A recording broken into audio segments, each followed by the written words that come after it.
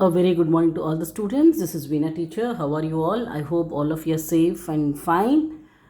Children, yesterday we discussed about the coronavirus, what all various precautions that we have to take. I hope all of you are following all the things that are discussed in the PPT yesterday. So children, today we're going to start with a new topic, and if you remember, I have shown this slide when I was discussing the syllabus with all of you. In biology, there are five topics. First is diversity of living organisms, structural organization plants and animals, cell structure and function, plant physiology and human physiology. Now we have completed a unit that is pertaining to cell structure and function, and also cell division, which is a part of this unit. In today's class, we're going to start with this unit, that is diversity of living organisms. In standard 11, it is very important for you to understand which topic I am teaching, because I'll be shifting from one topic to other topic. So whenever I'm going to make a shift, I'll be telling you that under which topic I'm going to take. So now I'm going to start with this particular topic, that is diversity of living organisms. So all of you please pay attention here. Now under diversity of living organisms, there are 4 chapters in your syllabus: the living world, biological classification, plant kingdom and animal kingdom. From today's class onwards, I'm going to start with the living world. It's a very small unit. Okay, in today's class I'll be completing this, that is the living world. Now, the first question here is, what is meant by living? When do you say that something is living? Now, planet Earth is a habitat of diverse form of lives. Millions of plants and animals have been identified, but a large number of animals and plants still remains unknown. So now, in this particular unit, that is diversity of living organisms, we're going to discuss about various kinds of organisms that are present on Earth. So before that, we have to understand what is the meaning of the word living. So here, when we talk about a living organism, this organism should show these following characteristics: growth, reproduction, metabolism, cellular organization and body organization. When an organism is showing all these characteristics, the most important ones, only then you can say that the living organism is a living organism.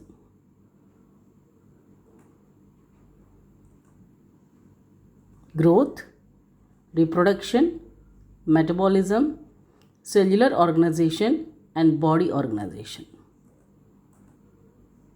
Now let us understand what is the meaning of growth. The living things grow with increase in mass and increase in number of individuals or cells.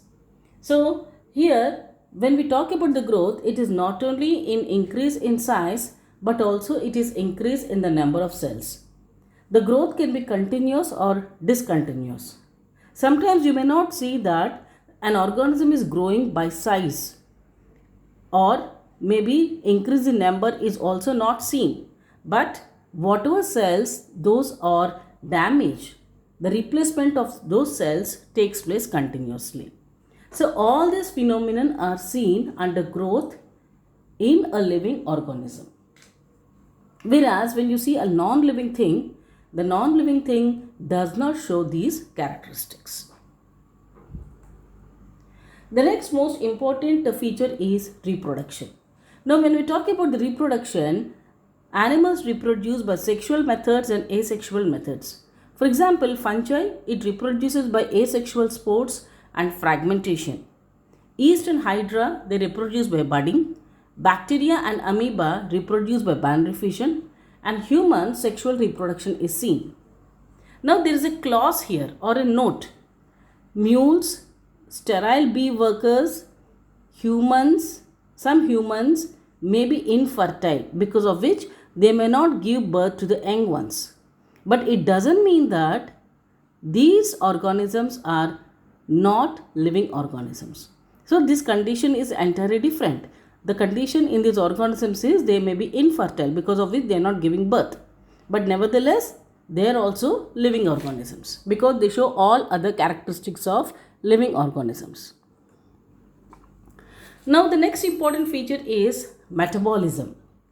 So metabolism means all the reactions that are taking up or taking place inside our body, it constitutes metabolism.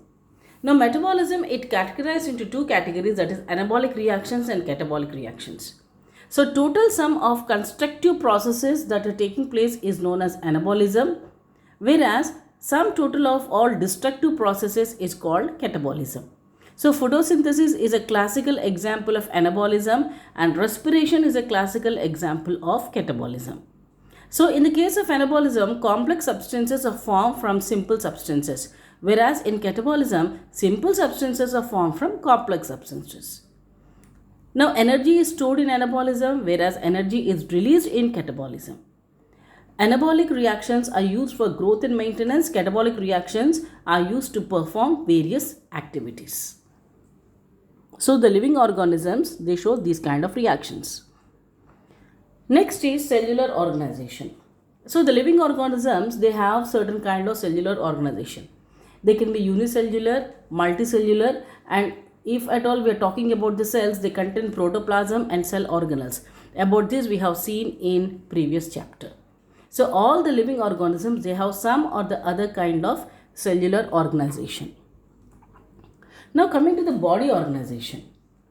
So the living organisms, they are made up of, living organisms are made up of several components and subcomponents, and these all cooperate with each other.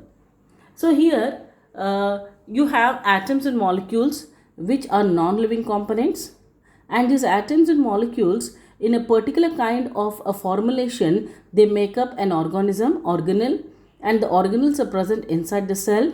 Group of cells doing a particular kind of a function make up a tissue, and group of tissues make up an organ, and a group of organs make up an organ system, and subsequently group of organ systems make up an organism.